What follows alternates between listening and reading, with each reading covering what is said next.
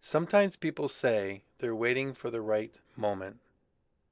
They say they're waiting for clarity, that they're waiting for the situation to finally open up. And for a while, that explanation feels completely reasonable because life really does contain moments where the timing isn't right yet. Welcome back to Sparks of Insight. There are moments where patience is necessary, moments where rushing forward would actually make things worse. But if you watch closely over time, something interesting begins to appear. Most people spend years waiting for a door that has already opened. Not fully, but enough.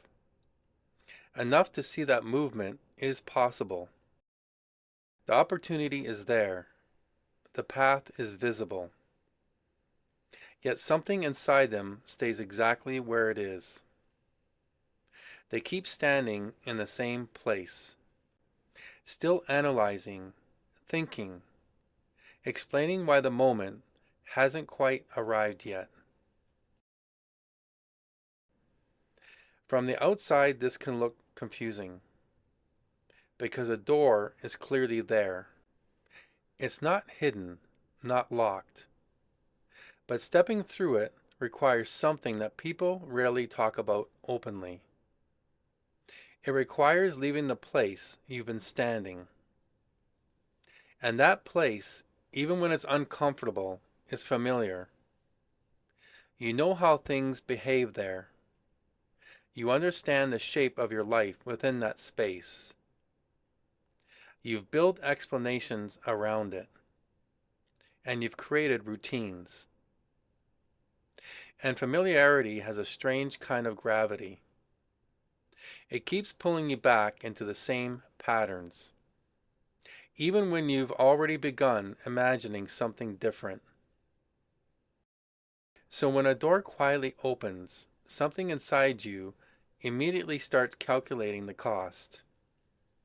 Not just the cost of stepping forward, but the cost of leaving the current space behind. Because leaving something familiar means the old explanations no longer work. The old story about why things are the way they are begins to dissolve, and that can feel unsettling. You start noticing how much of your identity has been built around the place you're standing, the habits, the relationships, the way you describe your life to other people. All of it fits the current position. But stepping through the door changes that structure, and most people underestimate how powerful that shift can feel. So they pause, they wait. They tell themselves they're being thoughtful, responsible, careful. And sometimes that's true. But sometimes the pause stretches much longer than necessary. Weeks become months, months become years. And slowly the open door stops feeling like an opportunity.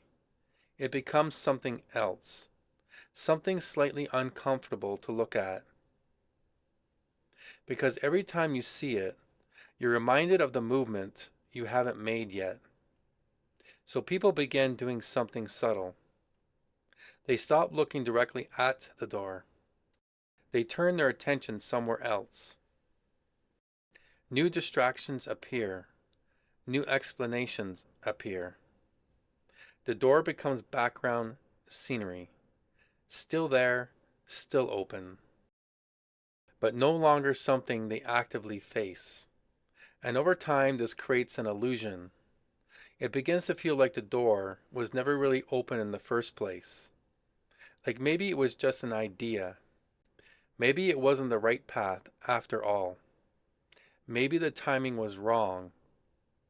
But if you're honest with yourself, you can usually remember the moment you first saw it. That quiet recognition, the subtle feeling that something had shifted. and movement was now possible.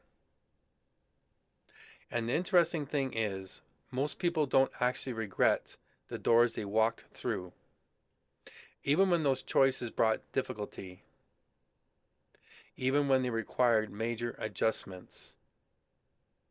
But what people tend to regret much more deeply are the doors they quietly avoided. The ones they saw clearly but convinced themselves not to open. Because those doors tend to stay in your memory. They become quiet reference points in your life. Moments where something inside you knew a step was possible, but something else held you in place. And sometimes the only way to understand that resistance is to look at it honestly, not with judgment or with frustration, just with curiosity. What exactly were you protecting? What felt so important about staying where you were? Often the answer isn't dramatic. It isn't about fear in the way people usually imagine it.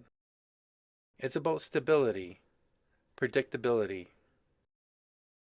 the quiet comfort of knowing what tomorrow will look like, even if tomorrow looks exactly like yesterday. But the strange thing about life is that the movement rarely begins with certainty. Most real changes begin in uncertainty. You step forward before everything is completely clear. You move before the entire path is visible. And that's why open doors can feel so unsettling. They invite you into a space you don't fully understand yet. And that invitation asks something simple but difficult. It asks you whether you're willing to move anyway. Not recklessly, blindly, just honestly. Sometimes the first step toward that honesty is simply looking again. Looking directly at the door you stopped facing.